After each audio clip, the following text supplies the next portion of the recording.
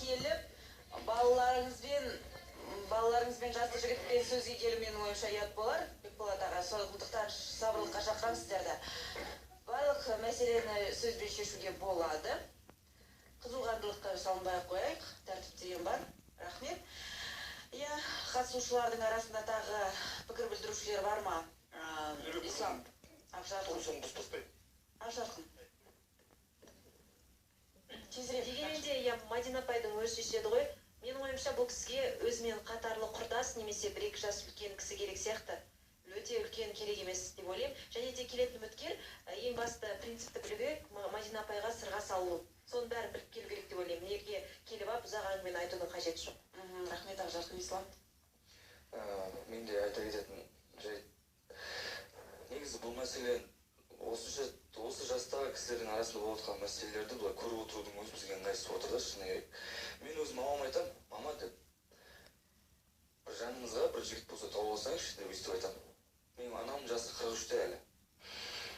Мамам сол кезде маған дейді, Ислам, маған Наргиз екеуінен басқа қызық керек емес. Болды, екеуің сендермен қызықсыңдар.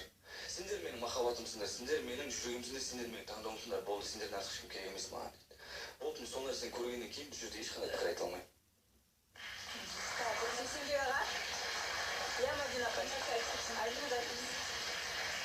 Ислам, дұрыс айтып отырсың сен. Әрбір ана өзінің балалары ұядан ұшып кеткенге дейін сондай ойда болады. Мен де қызымды ұядан ұшырдым, Аллаға шүкір, жолдасым жоқ болса да бір өзім оқыттым жұмысын. Маған жанұяменен мансап деген сұрақ болған кезде мен жанұяны таңдаған кезінде сен маманың жасында мен жесір қалдым. Осы соңғы 11 жыл өмірімде сол қызыма арнадым. Күйеуімнен кейін қызыма арнадым өмірімді. Енді қызым баратын жеріне барды, балалы болды. Мен жалғыз қалдым ғой. Мен жалғыздықтан жанымды түсініп, жанымда отырып, менің көзіме тік қараған кезде көзімнен жарқ еткізетін бір ұшқын шығаратын азаматты күтіп отыр. Сол үшін ренжімейсіздер. Сүйсінбек аға. Мадина апай бір сөзінде айтып кетті. Маған өзім қатар, яғни бір-екі жас үлкен адам керек деп. Сонда мен бұл жерде қалай түсінуге болады? Менің 67 екенімді біле тұра, менімен таразға барып келеді дейді. Енді сіз әлі түсінбей отырсыз ба? Мен сіздің жасыңызды сыйлап, соншама жерге барып, жұмысымды қойып, ісіңізге еріп, азамат қой деп барып танысып келдім ғой. Сол үшін сіз маған рахмет айтуыңыз керек.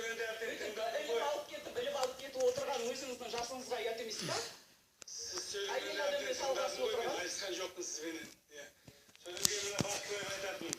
Бақтыбай құрдас боласың ба? 2 жас кішісің енді. Жаңағыдай Сырғат ағамын құда түсемін дегенің өрескілік болай, жасың келген адамсың. Әйелді жоғары етіп шығармау керек шырағым. Мен саған ақылымды айтам. Әлді болса үйленесің, қорықпа одан. Бір Мадинадан басқа ешкім жоқ деп ойлама. Бірақ жаңағыдай айтпа, жасың келген құда Сырғат ағу деген ұят. Әлібек. Аға, мүмкін сізбен таразға барған себебі мүмкін сіздің отқан шығар. Сол үшін барған шығар аға. Жаңа Бекболат айтып жатыр маған, қатты тиіп кетті. Адинаны қаңғырған күшік деген сияқты айтып тұр ғой маған. Жоқ, сол сөзге тақап тұр ғой. Жоқ, мен солай түсіндім. Сіз жоқ, түсінбедім аға. Аға, мен сізді аға сыйлап жібердім, егер де Адина туралы мысалы алып берген сыйлықтары ұрғаш күшік болып отыр да. Берсін не болыпты? Неге еркек алып келмейді деп ойлаймын. Өз берді аға, не болыпты? Бұл жігіт қой мысалы. Жігітке тән еркек болса екен деп ойладым да бұған. Сырттан айтқан. Аға, мен сізге аға деп тұр. Қойсайшы әлбеге. Қой кәнеки. Қой дегенде қой кәнеки. Аға, қой. Болды. Бекболат аға. Сіз шүйге осы отқан. Әлбек. Мен немді айтайын. Айтыңыз Бақтыбек аға. Туысқан бауырлар, мен де өз немді айтайын. Мен Мадинаға бұл айтқандарына ренжімеймін.